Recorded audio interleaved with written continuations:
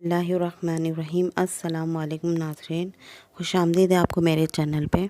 तो आप देख रहे हैं आयशा स्टोरी टॉप चैनल। तो आज की कहानी है रहमानियत पे।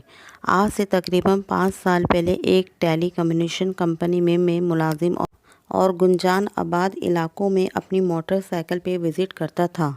इसलिए अक्सर कभी महमूदाबाद, मंजूर कॉलोनी, अख्तर कॉलोनी वगैरह आना जाना लगा रहता था। वहाँ मुझे अक्सर एक शख्स दिखाई देता। कभी वो बारिश के दिनों में लोगों की मदद करता और कभी बंद मोटरसाइकिल को स्टार्ट करता और कभी गाड़ियों को धक्का लगाता हुआ नज़र आता। और वो जब भी दिखाई देता इसके चेहरे पे एक दिल फरेब मुस्कुराहट होती।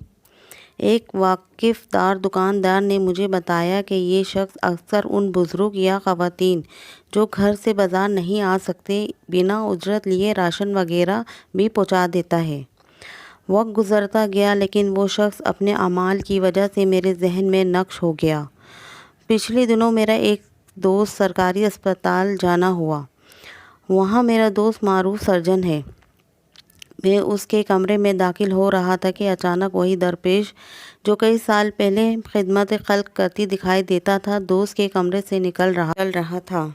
शायद वो तो मुझे नहीं पहचाना मगर मैंने उसे पहचान लिया था और मैंने अपने सर्जन दोस्त के इसके बारे में मुख्तसर बताया, जिसे वह मुंह खोले नकों की तरह सुनता रहा। इसके बाद जो कुछ दोस्त ने मुझे बताया मैं सुनकर अपने आंसू ज़ब्त न कर पाया। इसने बताया कि वो शख्स पिछले 7 साल से कैंसर की जानलेवा मर्ज में मुब्तला है और ये बात वो बाखूबी जानता है। ट्यूशन पढ़ा के अपने बच्चों का पेट पालता है। इसकी यही ख्वाहिश है कि बस उसके बच्चे जल्द से जल्द अपने पैरों पे खड़े हो जाएं। हम डॉक्टरों को भी हैरत है कि वो अब तक ज़िंदा कैसे है, क्योंकि कैंसर आखिरी स्टेज को भी अबूर कर चुका है। मैंने जब ये सुना तो मुझे अपने रब की रहमानियत पे यकीन और भी पुख्ता हो गया। बेशक दुआ कभी रायगा नहीं जाती। वाकई इस गुमान दरपेश नुमा शख्स ने मुझे एक नई जद्दोजहद दे दी और मैंने अहद किया कि रोज़ाना अल्लाह पाक की इबादत के साथ साथ कम से कम इंसानियत से भरपूर एक नेकी ज़रूर करूँगा, ताकि वक्त ज़रूरत जब भी पैसा काम ना आए तो दुआ अपना असर दिखाए।